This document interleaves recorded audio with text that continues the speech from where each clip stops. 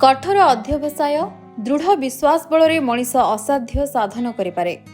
दृढ़ इच्छाशक्ति नहीं कठिन परिश्रम करने सहित सत् मार्ग में चली निजर लक्ष्य साधन सह समाज रे निजकु प्रतिपादित करने को चाहूवा मनीष सबुठी शीर्ष रे पहुंचे।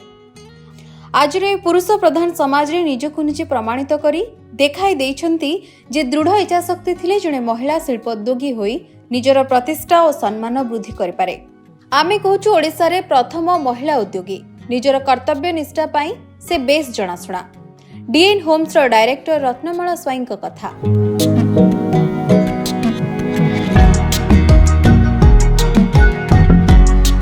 रत्नमाला स्वाई ओडिशार रियल एस्टेट क्षेत्र में एक प्रमुख भूमिका ग्रहण करिसेंती।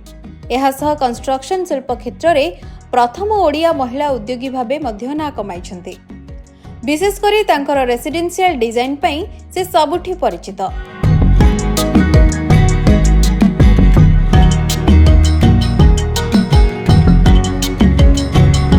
डीएन होम्स छड़ा तांकर अन्य प्रोजेक्ट गुडी कहला डीएन पलाशिया, डीएन फेरीटेल एवं भुवनेश्वर थिबा जनाशुना मॉल डीएन रेगालिया। तांको नेतृत्व में प्रति प्रोजेक्ट को मिली विराट सफलता, जहाँ विलासपूर्ण एवं अभिनव डिजाइन को मिश्रण करिवार दृष्टि को दर्शाउछि। 30 वर्ष अभिज्ञता भितरे तांको मिली अनेक सफलता। रत्नमाला जड़े उद्योगी सह जड़े लोकप्रिय साहित्यिक और अनुवादिका मध्य।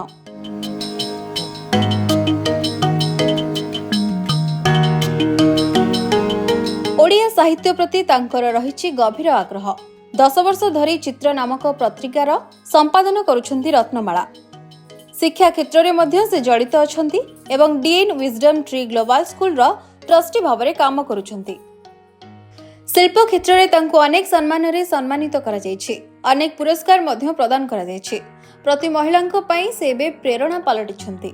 जणे सफल महिला उद्योगी भावरे सम्मानित होई ओडिसार गौरव बढ़ाई पारिछंती। निरंतर उद्यम आग्रह और कठिन परिश्रम पई से निजर परिचय सृष्टि करि पारिछंती।